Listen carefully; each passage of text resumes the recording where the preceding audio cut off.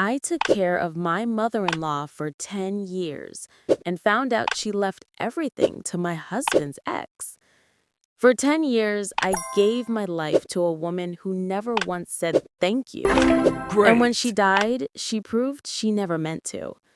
When I married Thomas, I knew his mother didn't like me. She didn't say it out loud. She didn't have to. The way she looked at me said it all. You're not good enough for my son. Still, I tried. I cooked her favorite meals. I visited her every Sunday.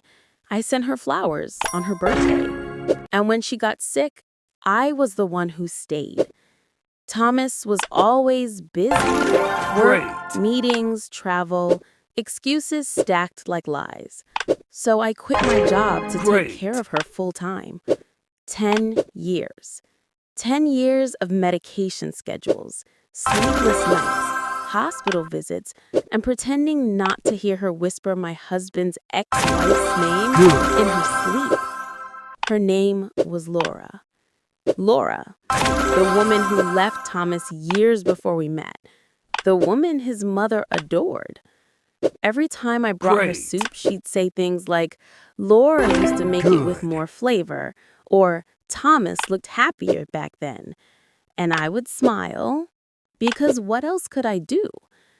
When she passed away last spring, I was heartbroken. Not because she loved me, but because I had given her everything I had left to give. The funeral was quiet. Thomas cried. I stood beside him, numb, thinking maybe, just maybe, she'd left me something small in her will.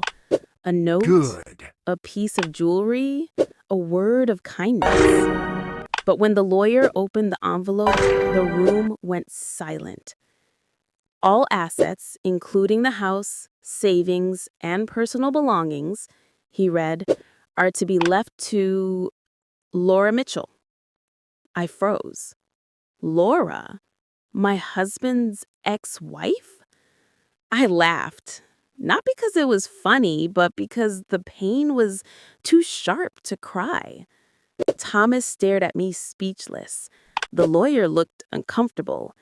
And in that moment, something inside me broke and woke up at the same time. Later that night, I found a letter addressed to me, hidden in a drawer beside her bed.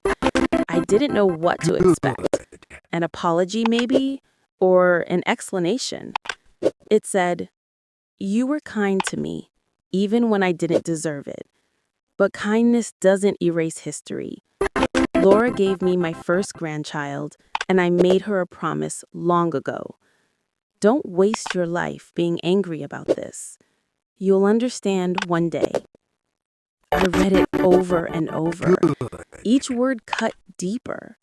I had sacrificed my career, my youth, and my health for a woman who saw me as nothing more than a replacement, a caretaker until the end.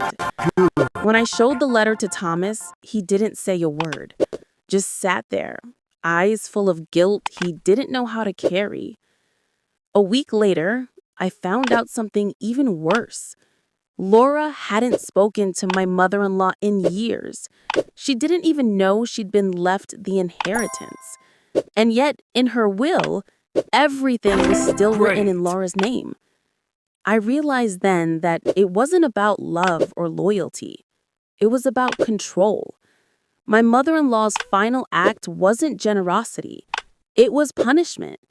She wanted to remind me that even in death, she could still take something from me. But what she didn't realize was that I'd already lost everything long before she died. So I walked away from the house, from the inheritance, and eventually from Great. Thomas too.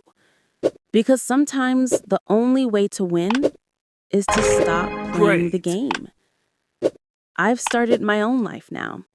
A small apartment, a simple job, peace I never knew I needed.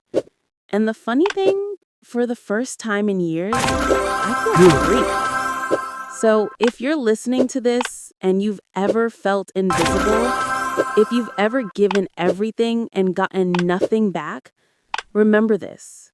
You can start Great. over. you can rebuild. You can Good. choose you. If this story touched you, don't forget to subscribe to Trying Again. Because sometimes starting over isn't weakness, it's the most powerful thing you can do.